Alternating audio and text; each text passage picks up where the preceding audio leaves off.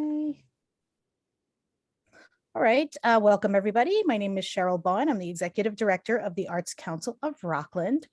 And hopefully you are all familiar with the organization. But if you're not, I encourage you to check out all of our wonderful member benefits. Attending workshops like this is a very key benefit. Our programming year is about 9 or 10 months long. So with the exception of the summer, we do monthly workshops. And if you're a member, you can attend all of them for free. So it really is a great benefit, along with some other things like exhibition opportunities and other opportunities that we try to take advantage of to promote all of our member artists. And just a quick plug for some upcoming events. We have one more workshop coming up in this programming year in May. And that one's going to be on video editing. It's actually going to be on an intro to motion graphics. So it actually sounds really interesting and useful. I think you do not have to have any prior knowledge to take the workshop. So check that out. And I also just want everyone to be aware of the June 1st date for our upcoming Arts Awards. It's going to be a wonderful event. It's the first time we're back in person after 3 years. So we're very, very excited. We have a VIP special performance and conversation with Tom Chapin and Elliot Forrest. So some sort of local arts royalty here in Rockland. So just I hope you'll stay engaged with some of the upcoming things we have going on. But I don't want to waste the rest of our time talking about all of those things, because we're all here to take this incredible workshop with Shama Rahman. And I'm just going to tell you a little bit about Shama, even though you've probably read her bio if you're here. But, and of course, I had it pulled up and now I can't find it. Just give me 1 second. All right. How embarrassing. Okay, hold on just a second.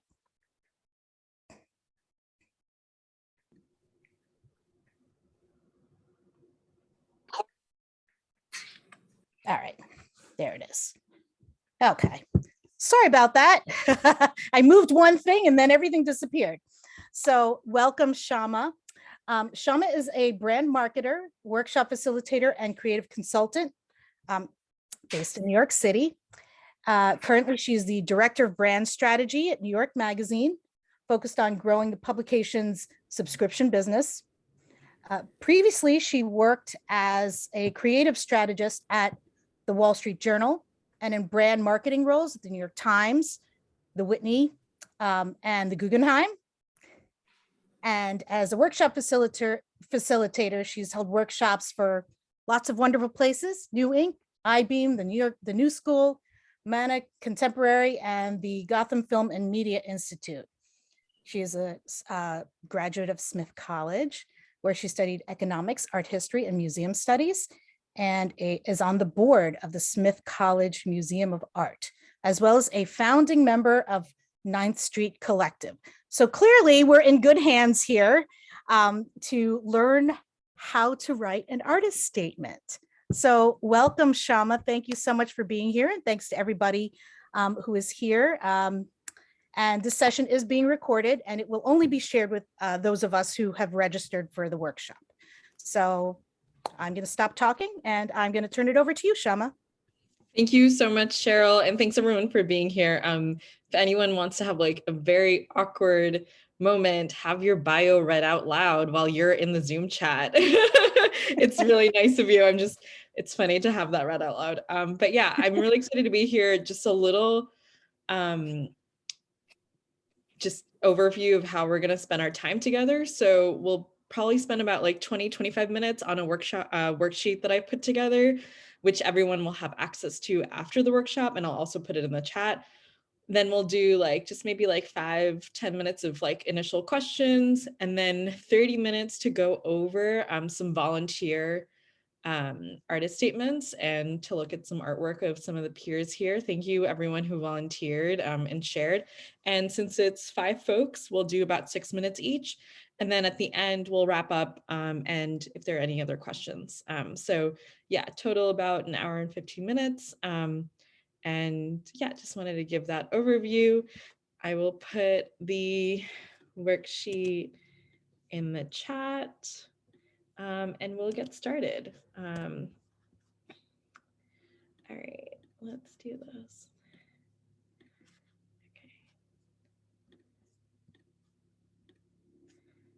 Okay, so first, just initial overview of what is an artist statement and kind of like what started this workshop. I have worked with a lot of artists and been really lucky to work in museums, and we've found that artists, especially those who work in more like visual performance, multimedia, like kind of media fields have a harder time writing about themselves. So that's kind of like the impetus of this. And yeah, so an artist or a creative statement is general introduction to your work, body of work, or specific project. Writers also struggle with this because we have a writer who volunteered, which I'm really excited about. It's not a biography. And so I think that's something that we'll cover when we do the live editing and speaks to the viewers in your absence. So really the writers, so the artist statement, we really recommend doing it from a first person point of view and in concise conversational language. That's another point that often comes up. Just because the art world and a lot of art publications are full of jargon doesn't mean that we have to include that in our artist statement, and it's not a prerequisite. And kind of, I think it turns folks off also. And we can talk about kind of like more specific language and like what environments make sense for kind of like what vocabulary in a little bit. So it's really about you and your authentic relationship to the practice. And I think this is another helpful point. You know, we can be influenced by what other folks say. Things can resonate with us depending on press or feedback from viewers. But if you feel kind of like pushed or pressured to include something in your artist statement that doesn't feel right to you, I think that's something that we should pay attention to and not include it. This is really about you and your relationship and how do we kind of share that with like different audiences.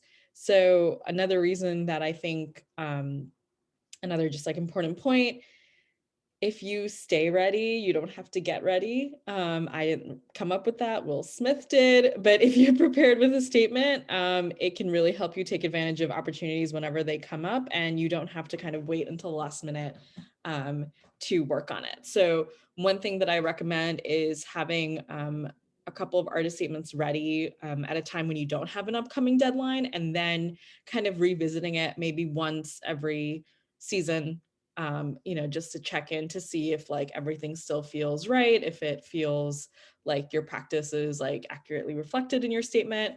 It just feels like a more manageable way of checking in rather than trying to do it every month or just doing it when you have a deadline. So a question that comes up quite often is how long a statement should be. And I think it's helpful to have a couple of different lengths and just to be prepared for it. So if you have, let's say, a full page statement that speaks generally about your work, the methods you've used, the history of your practice, you know, maybe some details about what you're working on right now, that should be about 500 words. And you know, another version that I recommend having is a shorter statement, maybe half that, 250 to 300 words, that includes that in an abbreviated way. And then if you have any like specific projects that you're working on or a series that may feel kind of adjacent or like separate from your overall practice, that's also good to have maybe 200 to 300 words.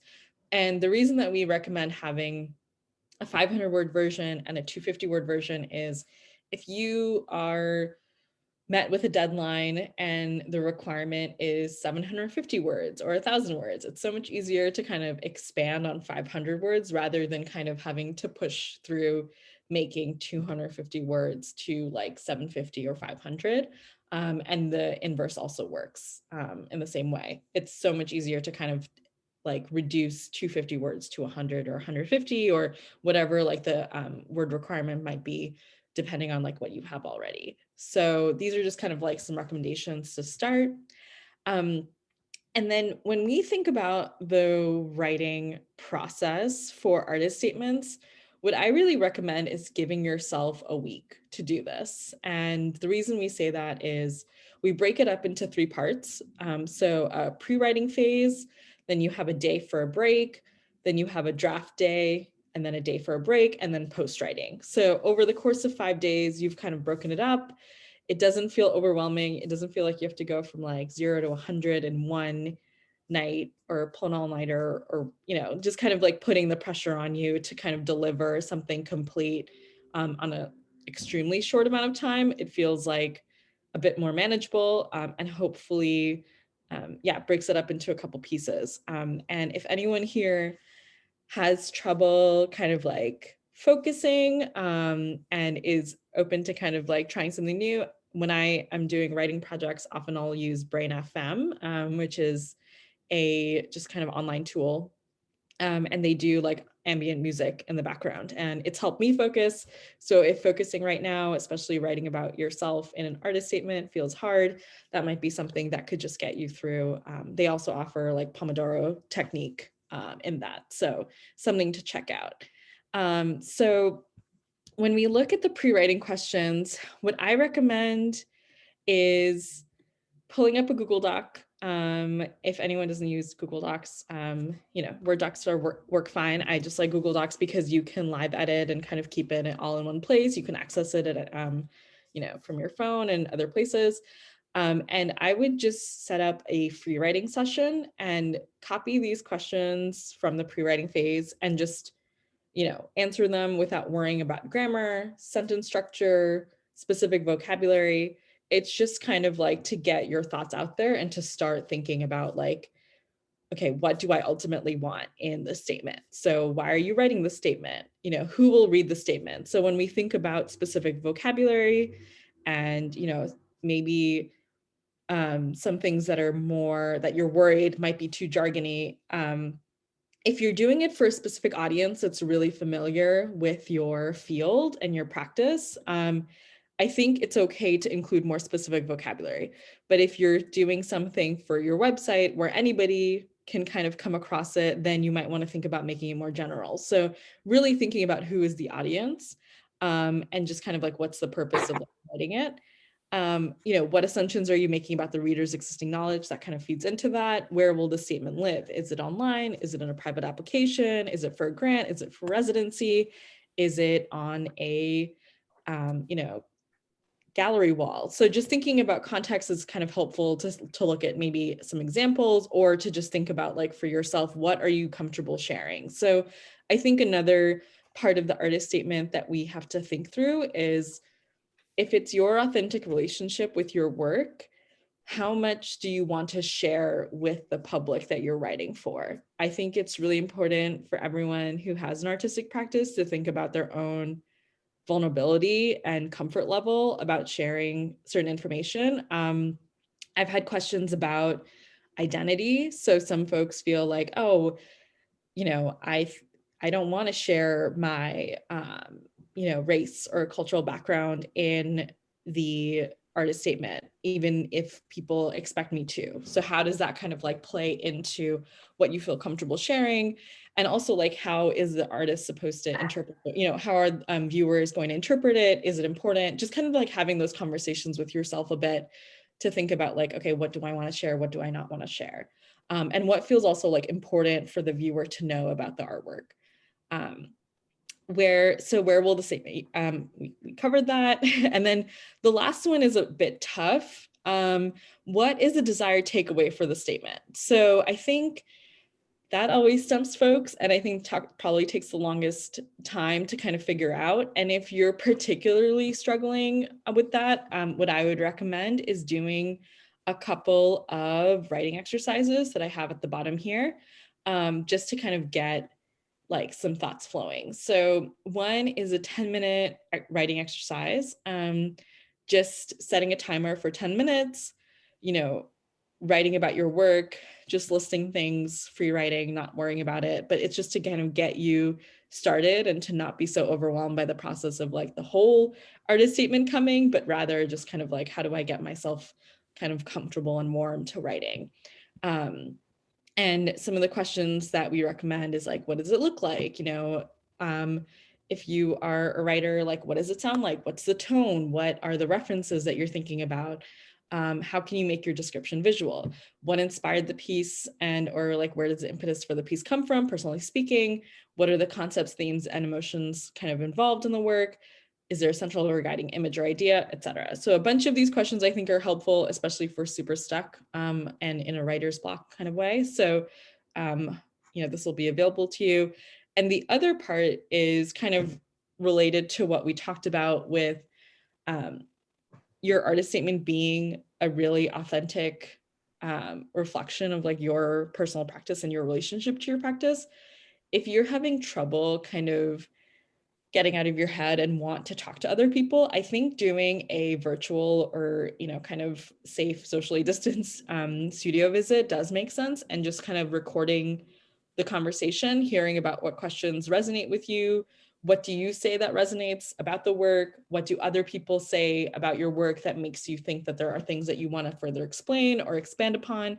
But I think it's just making the, experience a little less isolating if you feel like just doing this by yourself might be a bit tough. So both of these are here as like guides. And once you've kind of gone through the pre-writing phase, that's when you take a break, take a full 24 hours. Don't worry about going back and looking at sentences or grammar, etc. You'll tackle that kind of in the next phase. So when we look at the draft phase, I think what's important to remember is this is a guide that's kind of like the beginning process to middle. You're going to obviously constantly evolve like what your artist statement looks and sounds like, but this is just to kind of get you started if you feel like you're in kind of like the beginning stages or maybe like early middle. So the structure that I recommend is dividing everything into ratios.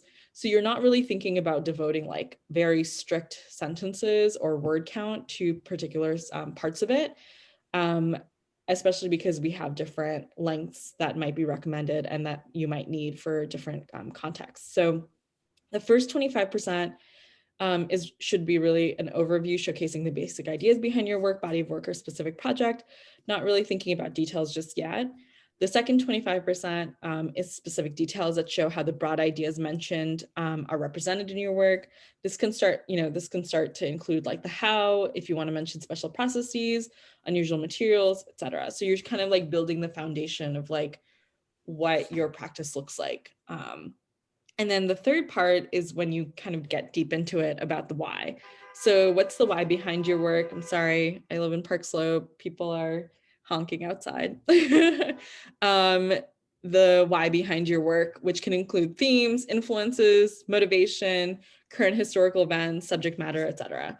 And then the last 25%, it's not a summary sentence, but just really thinking about like, what is something that you want the reader to take away?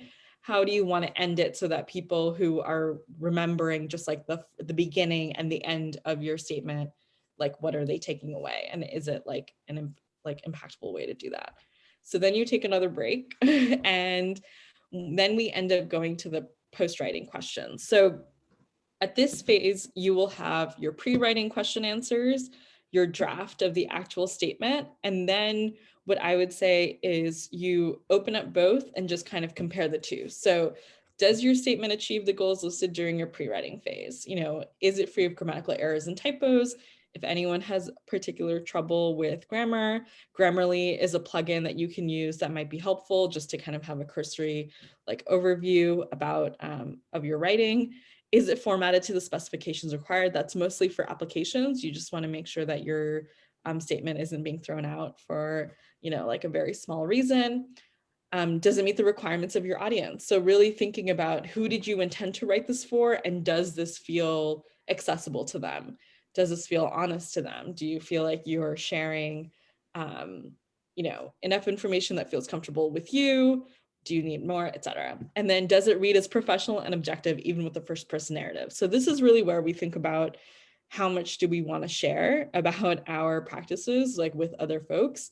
You don't have to be so intimate and vulnerable, that it feels like a diary entry that you really didn't intend for other people to read, it can be a little bit removed, but still be personal and still be kind of authentic to yourself. So those are the post-writing questions. And I think just having the first two documents and then comparing the two is helpful to see, like, was intention met? You know, what do I have to work on further?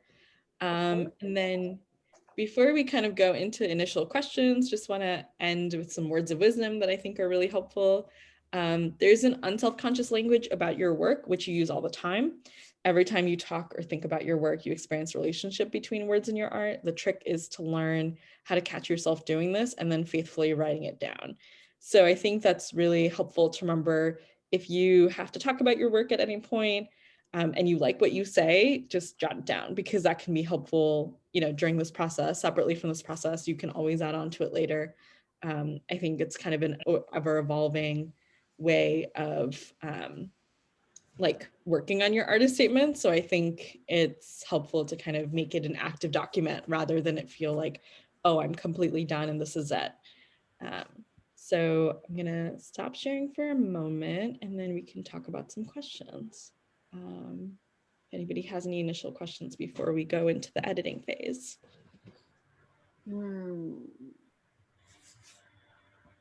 I need to tell you, I have to get going. Can you hear me? Yeah. Yeah, I'm sorry, but I'm supposed to be tutoring right now a child, and I'm already a bit late. Okay. Sorry. No worries. Thank you for joining. You'll get a recording and the worksheet. So hopefully it's helpful.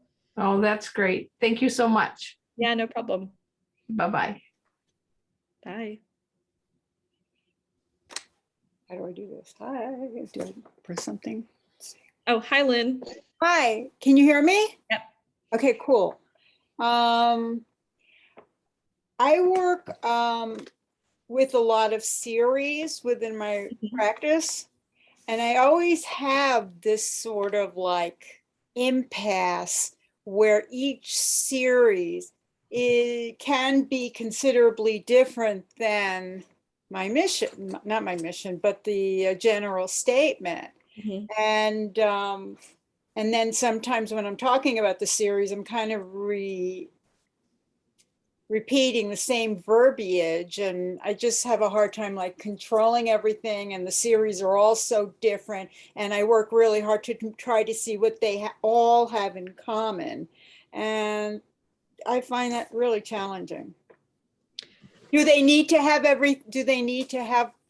things in common? Obviously, I'm the same person, right? That's actually a really good question, because I think what's interesting that you mentioned is that you have a lot of different series, but then you also repeat verbiage across them. So I think for your overall statement, what I would think about is like the word, you know, kind of the vocabulary, the words, sentences that you use across all of them. And then you can put that in a more general statement.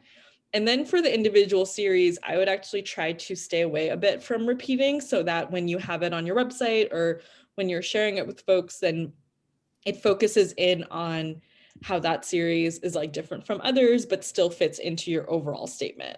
I think like it is really possible for one artist to make drastically different work, but I think what's interesting for you is that it seems like there is some overlap between the series that you can use in a more general statement.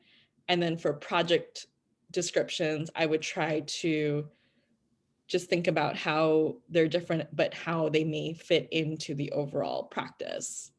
Would you suggest, because I don't have the series written down, I just have the series, and I'm being general in the overall statement, but it does seem there's going to come a point that I really need to speak about, you know, at least some of the series that get more involved and develop over time, or maybe that's, go ahead. No, go ahead.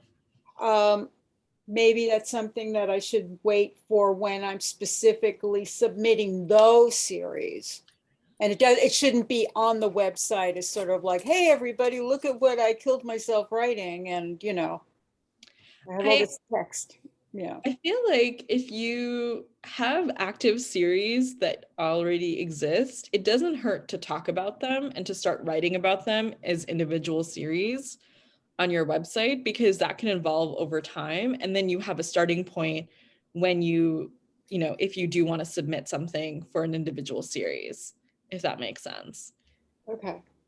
I think your situation is interesting because it feels like you have a lot to write about, actually, for all of the series. And it feels like if you give yourself some space to do project statements for those individual series, then maybe it won't feel like you're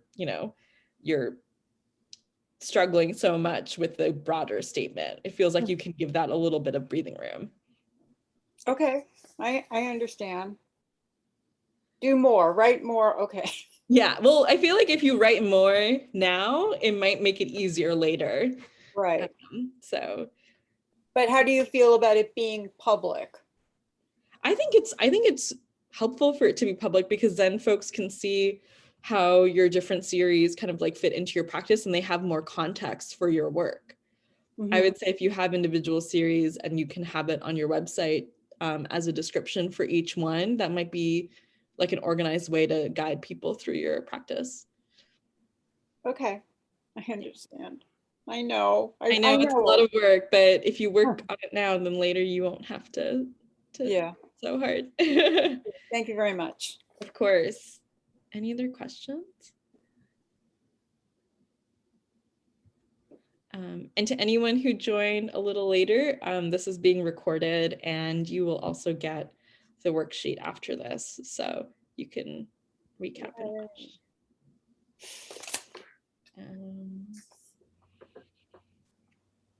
Hello, I joined a little late. I think I can offer a question. Yep. I was just wondering, so my job's a little different in a sense that I am a bit of an art educator. I run like a creative arts events company, kind of. So like I do some sip and paints, but I also do like kids classes and stuff. I was just wondering if it would be beneficial to write like almost like an artist educator statement, like, because what I produce as a human and an artist is a little bit different than what I'm doing in the classroom. Do you think that mine should be geared towards like that's like my professional? I don't know. They're both sort of professional. I'm not really sure if it makes sense. That makes a lot of sense. And that's actually a question we get a lot. So I think this is where, Corinne, thank you for that question. I would say if you could think through how, so if you want to keep your own artist practice separate from your role as an art educator, then I would say do a separate artist statement for your like solo practice that's like kind of just totally separate. And then your bio would have more of the information about your work as an educator. But if you feel that they kind of holistically make a practice, then I think you would have to think about writing about your work as an art educator as kind of like projects that you're taking on as artworks. Like I think it would have to I think it would have to be like, are you doing interactive, like installations with your students, or just kind of thinking through like what is the relationship between the work that you do as an art educator and your own practice, and if it's separate or not.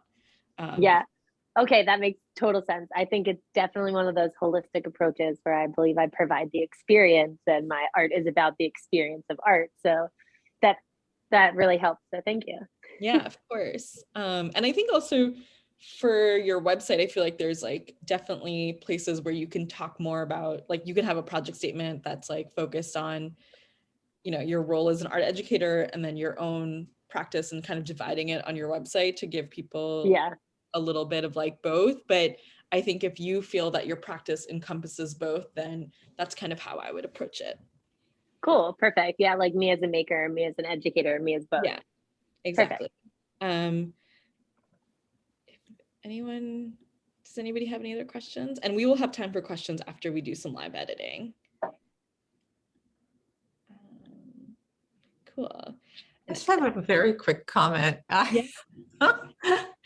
It's it just strikes me funny that that we have to work so hard to express in words. It seems antithetical to our being visual, mostly. Some of us might be writers, but for those of us who are visual artists and creating visual material, it almost seems, this is just my personal feeling, it seems unfair that we should have to be so good at putting it into words. That's a really solid point. I think that's why this workshop kind of came to be also, because it felt like all of these applications and all of these like places where work is like shared and exhibited is like paired with words. I think another thing that we can think about that may be helpful is just from an accessibility standpoint. I think having words to describe your work and to share about your practice might be helpful for folks who, you know, there's a reason why like Instagram captions have like very clear like access captions where you describe what's like in the work, because it's like, you know, it's an accessibility issue. So maybe that might be helpful to kind of remember when you're thinking about writing your artist statement, that it is definitely, of course, this, you know, difficult situation where it's kind of institutional. It is very, it's long running. I don't know the history of artist statements, but I can imagine that as long as work has been produced, people have been writing about it or trying to describe it and, you know, talk about it. That's like definitely part of the conversation. But yeah, but I think moving forward, if that helps to just remember, like, this is like another way for someone to experience your work, who might not be able to look at it or feel it or touch it. That could be something that's helpful. I'm sorry. Have I used up my questions? No, we have one more minute for questions. Okay. You hit on something I've always wanted to ask. What is the difference between describing your work and writing a statement about your work? Sometimes in critiques or in reviews, you hear the description ad nauseum about the artwork that they're supposedly reviewing, and there really isn't any sort of analysis of the work other than the medium and, you know, what, that kind of thing.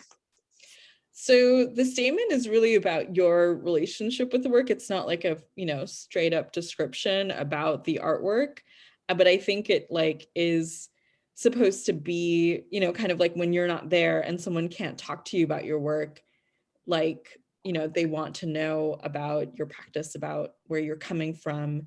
I think it's, yeah, I can't, there's like, I think it's less about analysis and more about like kind of your personal relationship with the practice. I think one thing to remember is there are a lot of like easier roles in the world to like kind of have for ourselves other than being an artist. Like being an artist is not easy. You know, being a creative person, it's not easy. Talking about it is not easy. If we were kind of called to do other things, if we were just thinking about money and resources and access and fame, nobody here would be an artist. You know, being an artist is really hard work. So people want to know like about your relationship to it and just kind of like where you're coming from and like what like led you to do this. I think that's kind of what people are from the artist statement. Yeah. Yeah, I think that's also another thing to just kind of remember before we go into live editing. A lot of this work is really hard kind of emotional labor because you're writing about like your creative passion and your calling and you're being vulnerable with other folks. So I think being gentle with yourself, and I think Amy, it is really helpful that you brought up the frustration about like, why do I have to write about it? You know, when it's a physical or visual thing. And I think this is just like part of being an artist is like, how do you talk about it? How can people learn about you and your practice and your relationship when you're not there to talk about it? I think that would like also be part of this. That's interesting. Okay. Yeah. Thank you. Of course. And actually, based on Corinne's question, Alice, if you don't mind, I'm going to start with your statement and your work because I feel like that fits really well into this. Sure. Awesome. And thank you for volunteering. Thank you to everyone who volunteered. Okay. So the way that we do this is I have Alice's work statement here and an example of artwork that Alice has made. This is a mural. This looks so big. This is how many stories? 1, 2, 3, 4, 5-story building. Amazing.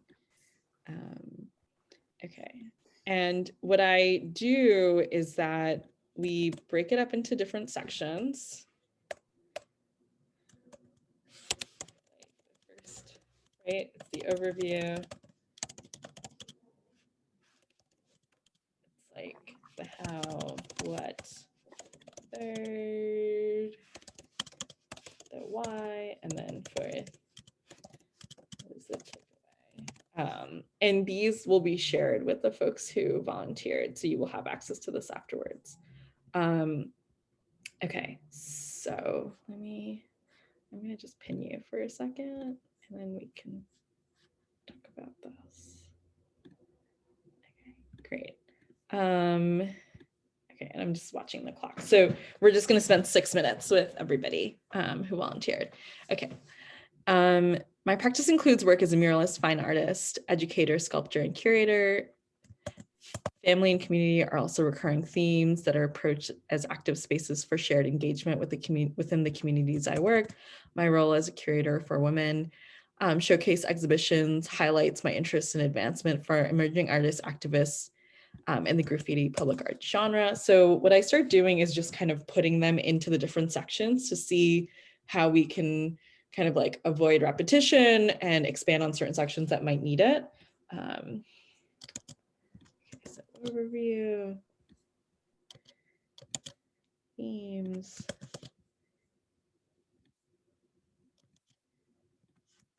And then we can kind of like, I mean, some of these will like go up into the overview, but just to see kind of like what are the things that come out. Being a native New Yorker, I'm also a native New Yorker, has exposed me to innovative and diverse subcultures that significantly impact my work, another kind of inspiration. In recent years, my studio practice has developed into a testing ground for explorations and assemblage, sculpture, and installation that has transformed both my painting practice and decades of work as a muralist. So this is interesting because you start talking about the how, what, like, what are we kind of looking at? Additionally, I've worked as an arts educator, developed curriculum, and presented on panels for various organizations and museums. So this is interesting because this feels partially like it could go into your bio. Yeah. But then we can also look at like if there's any part of that you want to go, you know, because you also talked about being an educator in the overview. So do we want to expand on that later? Is the curriculum part of your practice? That's like something that I would kind of think about. And then with 20 years of teaching the Harlem Renaissance to New York City high school students, my mentor, Mr. Russell Goings, has entrusted me to manage his vast Harlem Renaissance collection. A quote shared with me by his dear friend, Ramar Bearden, one of my favorite artists: "An artist must show themselves naked to the world." While heeding this advice, I've learned to bare my soul and expose myself unapologetically as part of my life's work. I think this is a really interesting kind of like, it feels like an interesting thing to kind of take away and like part of your why. And then this is also interesting to think about, like, does this feel part of your bio? Does this feel part of your practice? You know, that's kind of up to you to decide like where that fits in. And then this is another point that I would bring up is in your bio, that's kind of where we pull out the more factual, like achievements, you know, like those like date related parts of your practice. I think that's also something to think about with this aspect. It's like, do you want to talk about your sculpture honoring women of the Harlem Renaissance and Marcus Garvey Park in Harlem? Like, is that an example of like your how, or is that part of your bio? I think you can kind of think about like where that fits in. And then here is interesting because you talk about your influences. So my mix of modernist influences and my identification as a woman of Middle Eastern descent who's first generation American are reflected through intuitive ritualistic gestures and articulations in my work. My spontaneous approach allows preference for line and the deconstruction and reconstruction of figurative elements to reveal a human hand in the making of my work, an intentional maneuver in an increasingly technological age. A discourse around gender is a subtext to much of my work and is evident in my use of rough textures, found materials, and raw energy. So I think this is so interesting and like really, it feels like very tactical. Like I'm like, oh, I can see, like it feels like it matches your work, which is really exciting. Like the level of like description you have. And this feels like, okay, this is kind of like in between like the how and the why. I feel like you can kind of see like where these fit in. Because you talk about modern. And then this is very much like how, describing like what your work actually looks like, but also feels like part of your why. I aim to develop and cultivate new relationships that can help further my artistic ambitions. My current aspirations are to continuously build and evolve my artistic practice through my public art activations, my studio practice, and continuing enriching youth through art education and mural making art activities. So I feel like this is part of like your takeaway. Do you want to kind of include this? And then, okay, so yeah, so this is, so I feel like this probably in your like overall artist statement, you might not include it all the time because it was like for a particular application, but I think, yeah, just like something to think about. Yeah, was that helpful? It was great. Okay, thank you, Lynn. Will you share that, Shama, that document with me so I can see it? Yeah, I'm gonna, so all of these, I put into a folder and I actually shared the documents with Cheryl so she can kind of distribute to everybody afterwards. But yeah, everything is kind of edited. And this is also why I prefer Google Docs, because multiple folks can kind of share, edit if needed. Okay, cool. Thank you. Yeah, thank you. That was really, really helpful. And I hope, Corinne, that was helpful for you too, to just see how that was divided. Is Corinne still here? Okay, cool. And then, okay, so next we are actually, so just coming up is Amy, Joyce, Lisa, and Juliana. Okay. So Amy, you're actually up next. And we can talk about this. Yeah, and thank you again for volunteering. Another thing I wanted to mention is that everybody has already done an amazing job and had a great starting point. So hope, you know, none of this is like very formal critique. It's more just like, how do we move along the process and get you to an artist statement that you're excited about?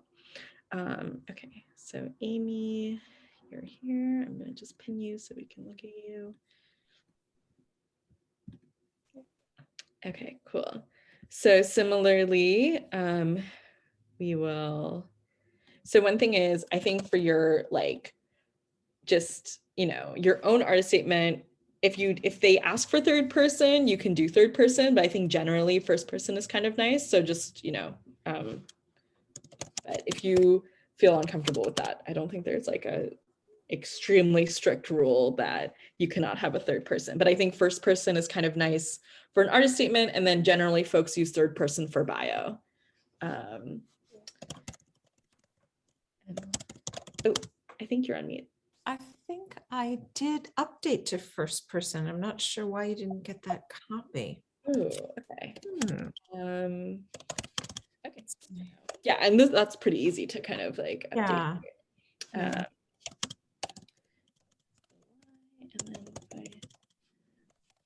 Okay, cool.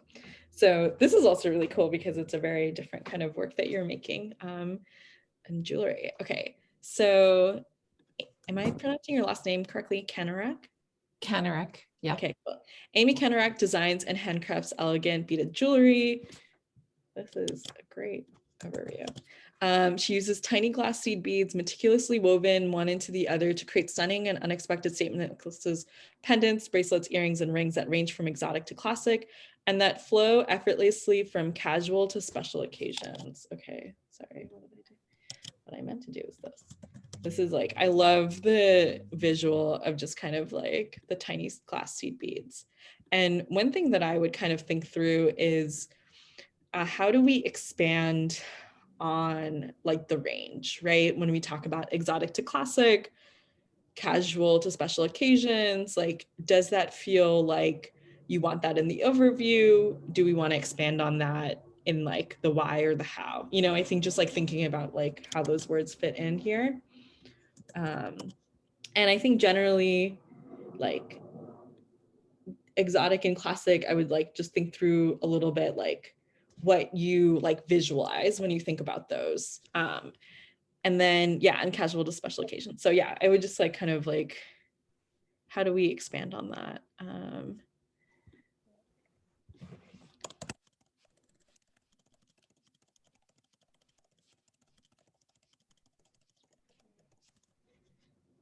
Cool. And then Amy is known for her use of dramatic, rich, antique gold glass beads woven around jewel tone Swarovski crystals into geometric shapes to create, for example, her signature hexagon statement necklace. I love this. I feel like this, especially for when like looking at one of the examples of your work, it's like we can see it, you know, like I feel like your description really captures like and matches like what your work is, which is exciting. And then, okay, so this piece in the original bronze and teal makes reference to the brilliance of Jerusalem's old city skyline at sunset. A recent iteration for this design concept has led Amy to create larger circles and squares of glass beads around a central gleaming Swarovski crystal for her circle game and deco-inspired collections that began in antique silver tones, creating a sense of vintage Hollywood glamour. So I think this is interesting because you're going into like a really good amount of detail about what one work has like kind of led to another and like your flow of like creation. And so when we're thinking about an overall artist statement, what I would think about is, do we want this level of detail for each piece? Or do you want to include this more for a project statement or a series or something like that? So just something to, yeah, just to think about. That might be too much detail for I this. think, yeah, I think for an overall maybe, but I like some of the words you used here, like, you know, thinking about like deco inspired collections. Like I want to know more like what is circle game, you know, like also thinking about your use of antique silver tones, like Hollywood glamour. Like I think those are kind of like words that I'm interested in, and just kind of like how does that fit into like the why of it. So I think maybe, you know, I'm also curious, like when you think about like Jerusalem's like old city skyline at sunset, thinking about, you know, like these collections that are like inspired by deco, vintage Hollywood glamour, like where is that like why kind of coming from? You don't have to over explain your inspiration ever, but I think just kind of like what drew you to those styles references, like that could be interesting context. As all of Amy's work is custom handcraft, she works with each customer, making color, design, and size adjustments that best suit their style. So I think that's really cool, and kind of like part of your how and what.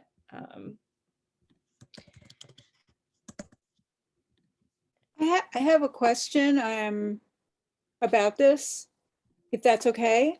Sorry, I can't see you. Oh, I'm here. Oh, I see you, Lynn. Okay, yeah. Okay. The question is, how is this? This feels very much like a well-written press release. I think I think because of Amy's work is quite different, and her practice is different, I was going to actually just finish going through this and then we could talk about how to make it. Sorry. Okay. Yeah, no worries. Thank you for the question though. Okay. Yeah. And then, okay, so Amy, a former French teacher and cantor, began her career as a jewelry designer about 10 years ago when she wandered into a local bead shop with a broken crystal necklace that her mother had worn many years ago. She was immediately mesmerized by the assortment of colors, shapes, and textures, and the limitless possibilities offered by the world of beads. Amy is filled with gratitude that she's able to do this creative work as a full-time artist in New York City, creating a joy for her customers and helping them to elegantly adorn themselves for every day as well as life cycle events. So this is like amazing because you have such interesting things to include like in your process, but also in your bio. So I think a lot of this stuff we could include more of like, you know, I think this like more factual stuff feels like a bio to me. But then what's interesting is here is kind of like the why, right? So when we think about like what led you to make jewelry in the first place, I think like that like origin story is really interesting. And I think maybe there's something there that's like more that like kind of was spurred by your going into this local bead shop. So like thinking about like what is the relationship, is like the relationship to your mom important to this, is the relationship to like your influences, you know, I think that stuff is really interesting that we could bring out in the why. And then yeah, I think here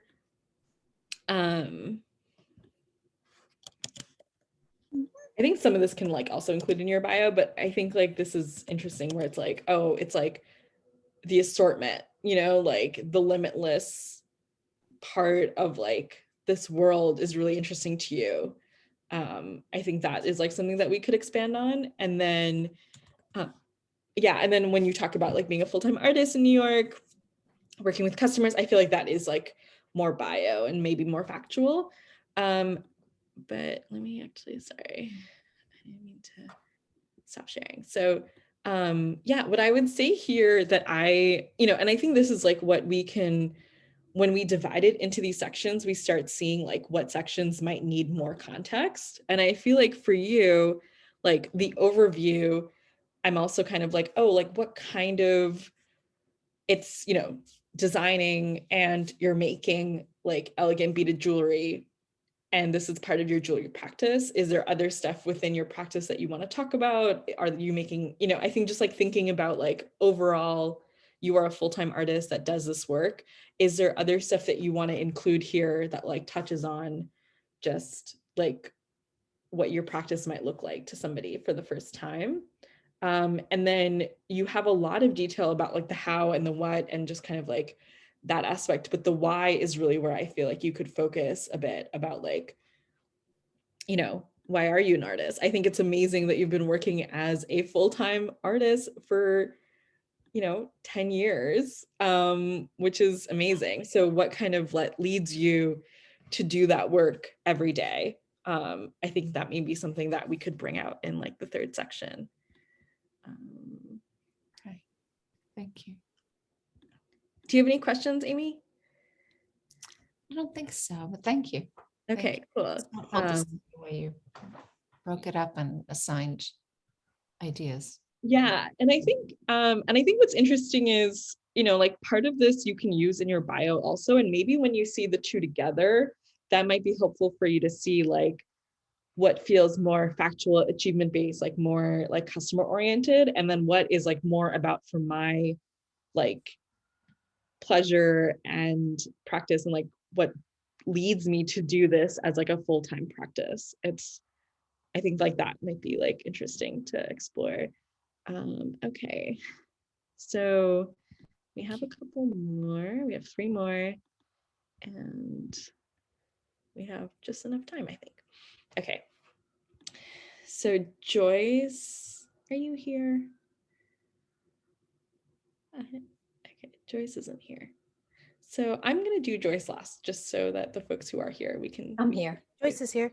Oh, Joyce, sorry. I didn't see your Mine name. kind of short too. So I'll go Okay, first. amazing. Yeah, no, I'm sorry. I just wanted to make sure that well, since you're here, we can pin you.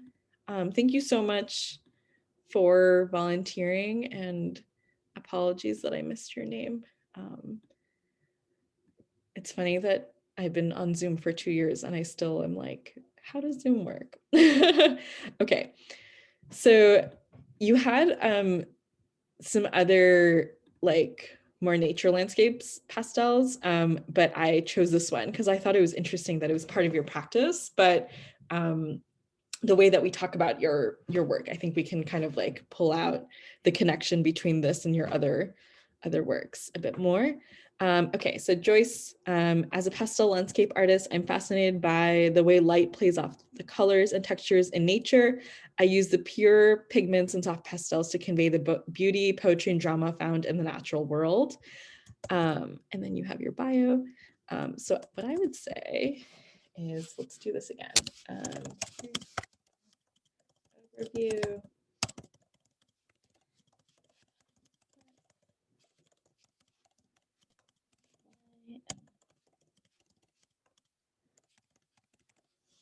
Okay.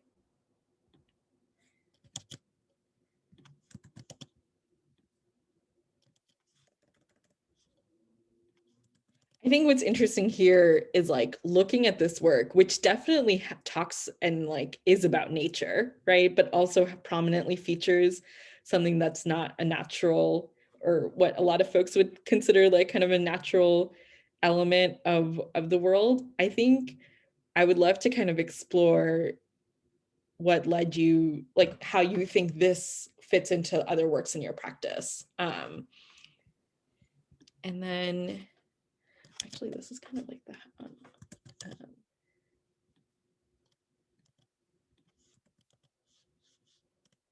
Yeah, so, okay, and then I would love to look at your bio, because then we can talk about like if there are any elements in here that you'd want to include in your statement. Hudson Valley artist Joyce Burns finds beauty in the everyday. On hikes and bike rides while skiing or sailing, she is endlessly inspired by nature. With muted textures and buoyant colors, she uses pastels to capture scenes of arresting beauty and quiet cheer. I love this sentence.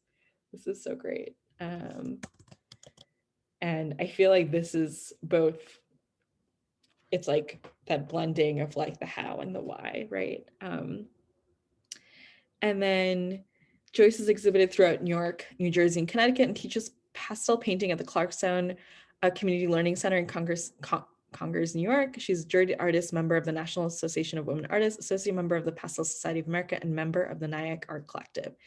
Joyce earned a BS in mathematics from SUNY Binghamton. Joyce's art education includes coursework at the Rockland Center for the Arts, the Pastel Society of America, and Art Students League in New York. I've also taken classes there and I love it. As a student, teacher, and ever-evolving artist, Joyce hopes to transform the joy she finds outdoors in an experience that can be saved and shared.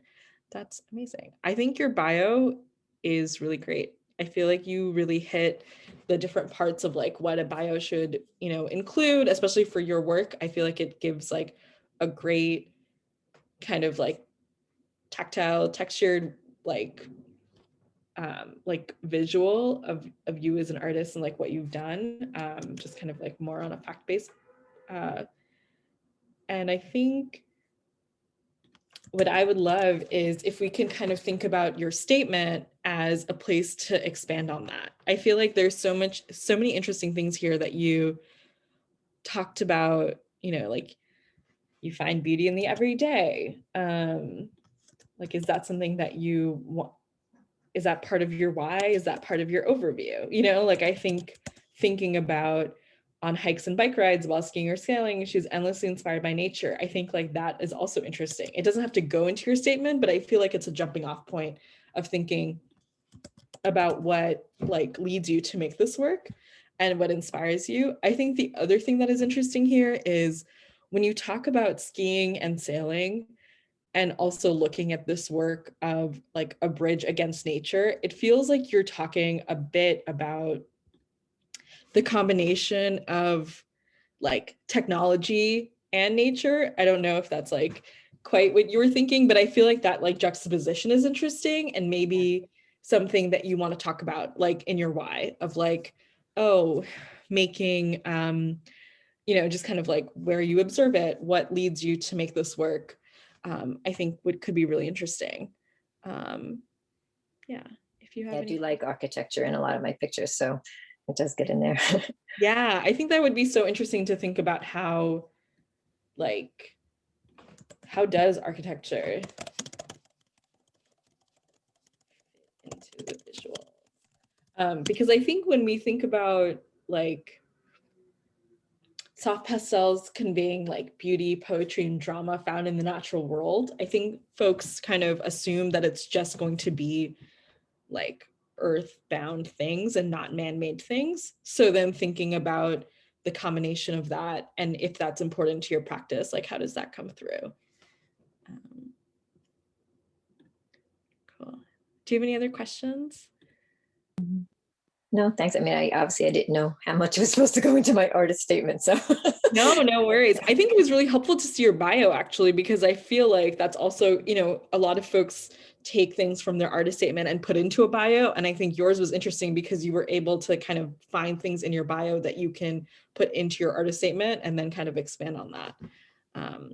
And yeah, and I feel similarly to like Amy. I feel like Amy's also had like some really interesting elements that were like could belong in a bio, but then also like bring back into an artist statement. Okay, cool. So we have 2 more folks here. I just had a quick question. I was Yeah. curious, is there usually a lot of overlap between the bio and the statement? So good, really good question. Not a ton of overlap. I think when we think about bios, it's a little bit of the overview of like who you are as a practicing artist, but I think it really goes into more factual parts of your practice. Like, where have you exhibited? Do you have any relevant other experience? I think thinking about folks who are arts educators, maybe it like goes, you know, deeper into that about like where you're working, how you're working, who you work with, et cetera. So there's a little bit of overlap just to make sure you're talking about the same person, but I don't think you have to worry about talking about your like personal practice in a vulnerable way in your bio. I think in your bio, people are looking for, yeah, much more like tactics. Okay, I'm going to do Lisa and then end with Juliana, who is a writer. And I'm really excited to look at that one. Okay. Hi, Lisa. Hi, Nice to meet you. meet you. Okay, great. I'm going to share my screen. Okay, cool. So, okay. I'm here, see what I see. I'm a visual, okay, so I'm actually going to do this again. I'm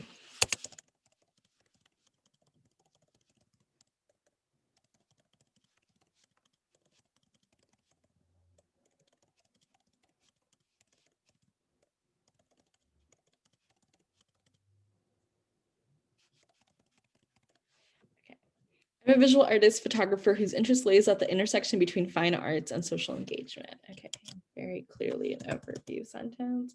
My subjects are women and how our stories connect us to one another. My work blends several mediums, including collage, film, multimedia, dance, and photography. I think this can be in kind of like both, but interesting to kind of see how much you want to expand on that in like the how section later. I never shoot an image, that is a violent act. My process rather is collaborative, making space for personal agency and the radical act of declaring see me. Okay, that's really interesting.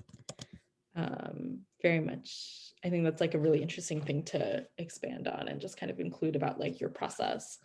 My work has been mounted in unique environments as a 4-story installation using a 10-foot photo banners in an atrium at the Palisades Center Mall, one of my favorite malls, and is an immersive multimedia installation at the Luna Stage Theater in West Orange, New Jersey. Traditional galleries have featured the work, including Ramapo College, Bergen Gallery at Bergen Community College, the Hopper House, Burden Gallery, Aperture Foundation, Art in General, and Rockland Center for the Arts.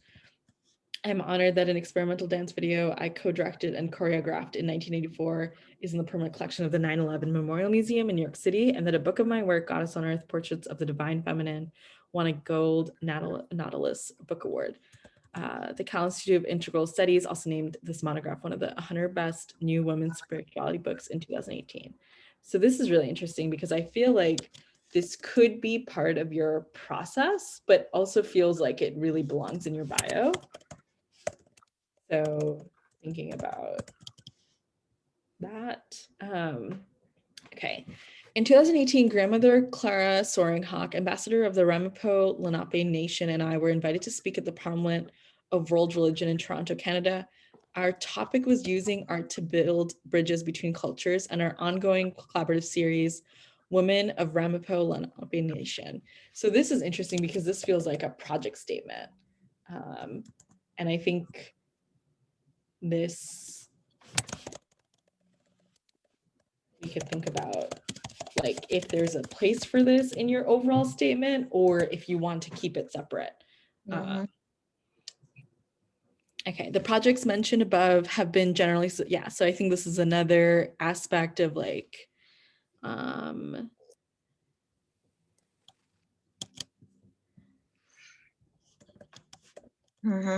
your bio. And I think also like one thing I would think about when you think about your bio is like I think because the bio is more factual and is going to be third person, I think you can also think about just saying them as facts instead of feeling like you have to justify it. I think like, the projects mentioned also have been generally supported. I think you can also just say have been supported, by grants. Like, I feel like it's, I appreciate like how you want to honor like their support, but also you don't have to feel like, oh, you're like thanking them over and over again, like they saw something in your project and that's why they wanted to like pursue it and move it forward. For the past 2 decades, a feminist spirituality group that meets under full moon has nurtured my creativity. I love this. The purpose of the circle is to honor nature's yearly cycle of life, death, and rebirth. I found a calling during these moonlight gatherings to create portraits that reveal the interconnectivity between modern womanhood, ancient mythology, and nature as a life's force, sacred, and to be respected. I feel like this is very much like part of your why, but I think I would also think if this is indicative of your whole practice or if it feels like this is one part of your practice. The portraits are culturally diverse and grounded in a sense of place, the land. Elements of decomposed trees, indigenous plants, and other natural elements are digitally layered into the portraits, making visible the sacred world the women live in. Okay, so.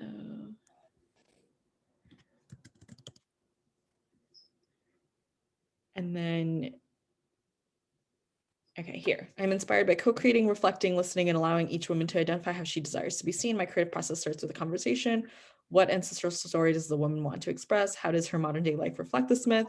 What aspect of themselves do they want the viewer to see?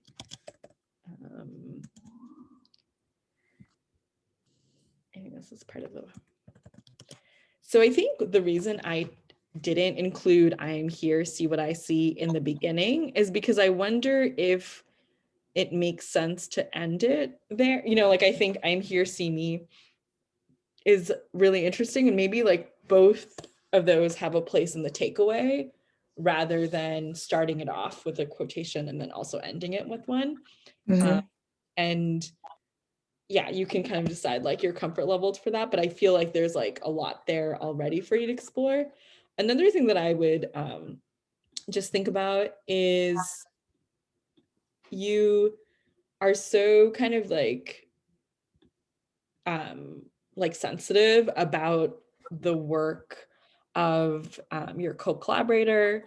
I'm trying to grandmother Clara Soaring Hawk, and just kind of like the project statement around that. And I'm kind of curious if there's like place in your artist statement to talk about also, when you talk about like women and the relationships between women and like the overlap, there's also, I feel like you're kind of touching on also like the differences that of like the experiences women have, right? And so especially like women of color, indigenous, like native folks, like other groups of women identifying people, I think thinking about like if there's a way for you to talk about like that part of your practice is like, you're not trying to dim down the differences. You're not trying to like put us in a world where it's like all women are the same and all women have the same experiences. I feel like you are talking about like the intersections, but also the differences. And I'm wondering if we can talk about like the differences that you've seen and also like the differences that are highlighted between your co-collaborators a bit more in your practice, because I feel like that's like definitely there when I like looked at the work, and then also when you're talking about like giving like and making space for personal agency. You're not like giving it to them, but you're like that's part of the process, is like making sure that everyone feels like they have equal say. But I think that's just like something that comes to mind when we think about like photography, and especially the role of like, you know, white photographers and people of color as subject. So I think that's just like something that I felt like you were kind of touching on, but maybe like haven't expanded on yet. But it came out in like more of your project statement. Yeah. And where do you think that would belong within those 4 categories? I feel like part of maybe like the why, because I think it's interesting that you like talk about the feminist spirituality group, and I'm kind of curious like who is like, you know, and then you talk about like creating portraits that reveal the interconnectivity between modern womanhood, ancient mythology, and nature as a life force sacred to be respected. But I feel like your work also kind of highlights like the different experiences of women. So that's just, and obviously that's my kind of like reflection. If that doesn't feel accurate to you, like, you know, you should definitely not include it. But I felt like that was like part of the thing that you were kind of touching upon, but not really. And it came through in some of like your questions where it's like, what ancestral story does the woman want to express? Like, how does her modern day life reflect this myth? I think like thinking about like, how do we expand on that a little bit? That could be interesting. Thank you. Yeah, thank you. And your bio is like basically done because it was. Yeah, I could just, after listening to your talk, of course, it felt like my bio was too much in the artist statement. Felt like I could see that it was wrong. No, but I feel like you had like enough for both parts, right? So I think it's just like important to kind of like remember. But yeah, I think that's cool. Okay, Juliana, I'm really excited because Juliana is a writer, and I think writers also have a really tough time writing art statements and creative statements. Writing about writing. Yeah, writing about writing. So I think this is interesting because I feel like it's a little bit different, but not. But I wanted to kind of look at because you actually do have an artist statement. So I thought this was interesting for us to look at together, even though you submitted a couple of things that we could look at. So let's.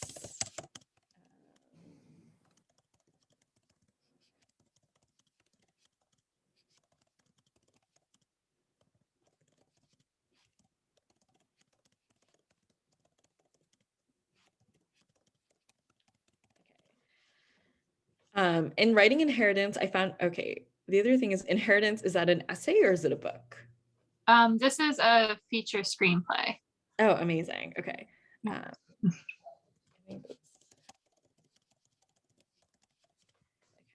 In writing Inheritance, I found my curiosity was in unpacking what is culturally accepted as appropriate gendered expressions of anger and sadness. I want to trouble these lines. Through my characters, I look at the consequences of men being disconnected from their sadness, what is lost in their repression, and the ways in which women tamp down their anger and suffer a similar loss. Much of my work explores questions around power, anger, gender, and violence, but integrates humor and love to do so with complexity. I feel like this is like both an overview and then also how, why, you know, like I feel like it blends both. In this film, I hope to create an intimacy with the audience in revealing the difficulty of accepting grief and loss as part of life, much as we wish to escape it. The story of these characters punctures the illusionary safety of youth and suggests a deeper connection to life exists on the other side of pain. As an artist, I'm curious of the possibilities for telling stories across genres. I'm most passionate about collaborating with others to achieve a shared creative vision as a team. I like to apply art and storytelling for transformation to build community as a pathway for creative social change.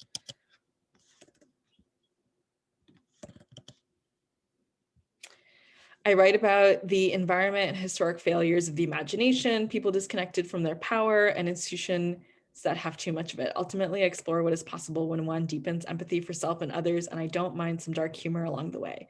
Inheritance is a film that explores degrees of intimacy possible between humans and the boundaries we hold in loving others, at times to our own detriment. I feel like this is a really good takeaway.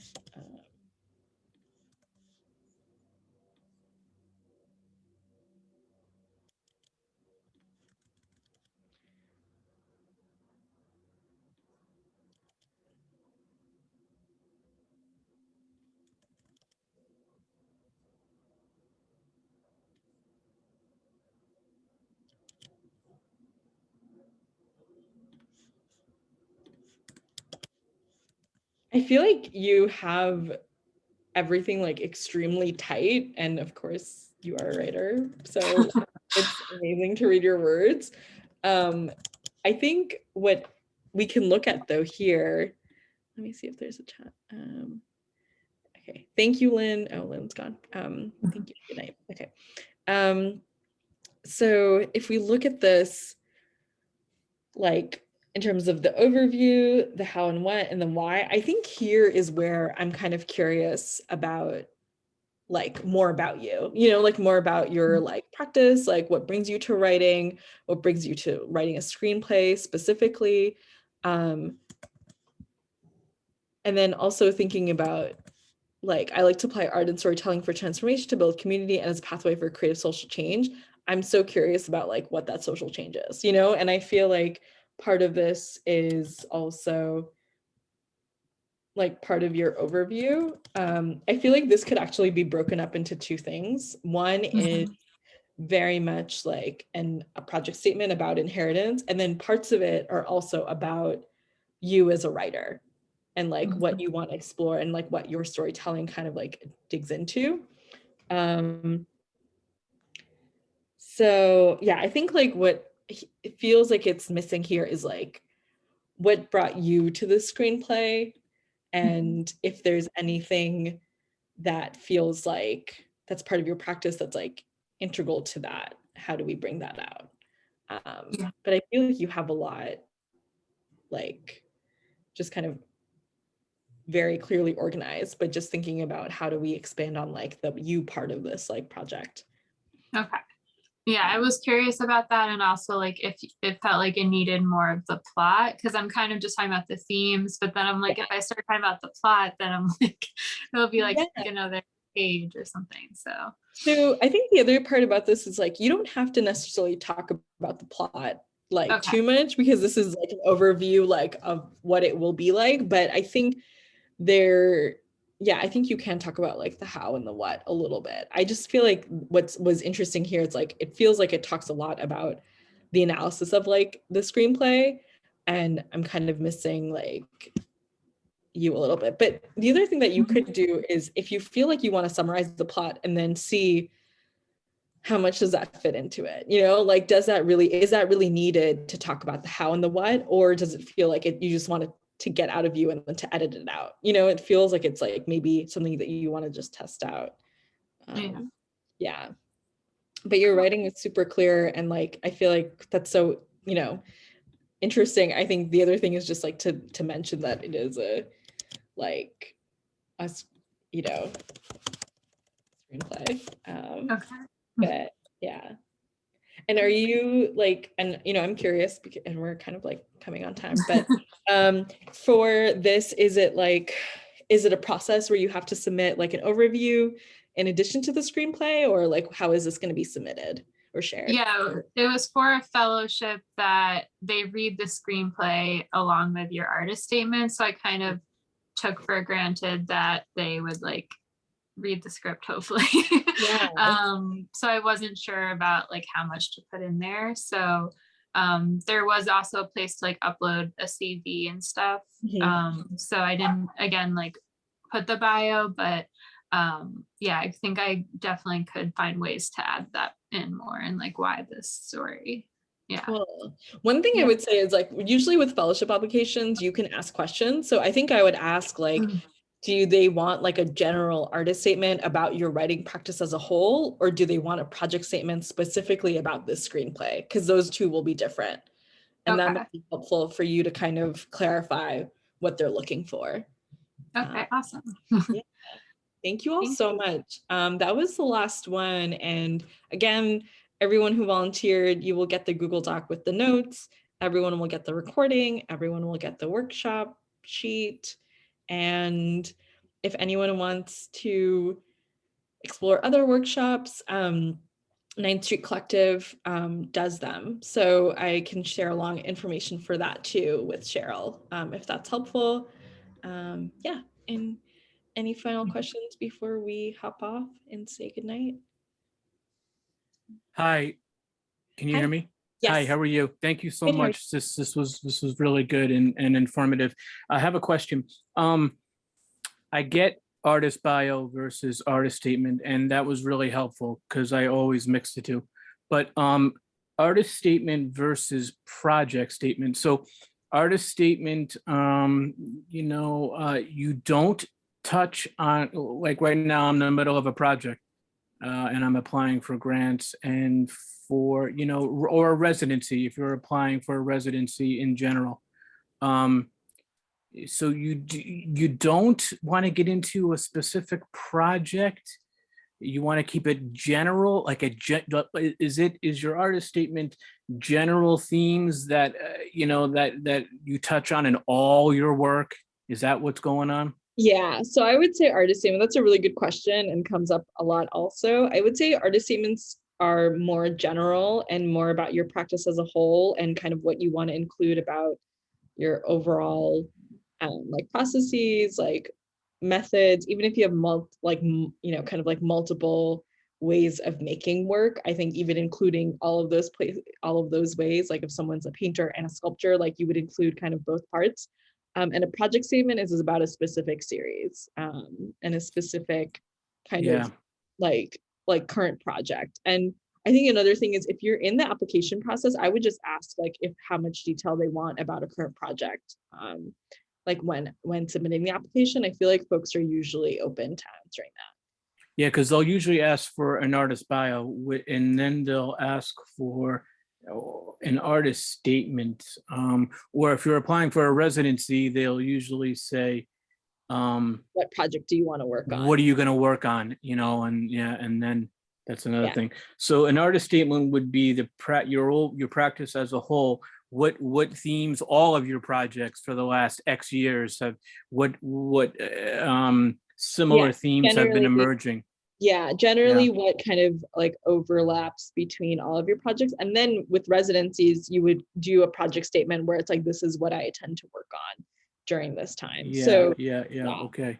And so you like to keep the artist statement in first person. And what tense? You talk about present tense. Are you in present tense? These are the things I work on, or do you? I would say active. Yeah, active. I would say present. Yeah, I would say like present active feels right, unless there's an evolution in your practice and you want to talk about the past, and coming into the present. But generally, it's what you're doing now as a practicing artist. Okay. All right. Great. Thank you. Yeah. Thank you. Thanks, everyone. Cheryl, any final words before we hop off? No, just unless anybody else has a questions. No final question. Yeah, this was phenomenal. Thank you. I feel like I feel like this can be applicable to other things that we write as well, some of the concepts. So, and just the way you kind of broke it out and, made us think about, like not having to tackle all of this all at once. Like it kind of makes it, attainable, right? Like instead of becoming overwhelmed and being like, oh my gosh, I have to write this whole thing that encapsulates like all of my work and who I am as an artist. It's a really helpful tool. And I always think the best workshops are the ones where you walk away with a tool, right? Like we're here, we listen, and then sometimes you walk away and you're like, no, what do I do? But really, I feel like you really gave us, something that we can continue to use. So thank you. And I know you'll send me whatever I can distribute to everyone else. So yeah, unless there's anything final, I would just love to say thank you to you, Shama, for spending the evening with us and to everyone who came, and especially to everybody who volunteered their Yes, statements. thank you And, to our volunteers. That was amazing. yeah, I know, being an artist is just like basically like being like, bearing your Yeah. soul. So it's really always amazing to me when people just can do that. So thanks to everybody.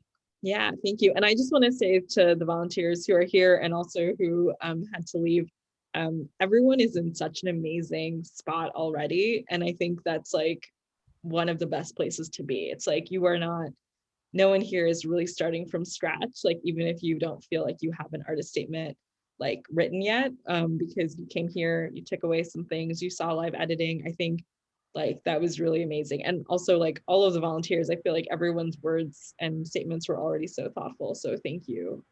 This was one of my One favorites. last thing, Shama, can you tell us about 9th Street Collective? Yes, definitely. So I am a founding member of 9th Street Collective, and it is a group of arts professionals, curators, gallerists, educators, folks who have different kinds of experiences in the art world.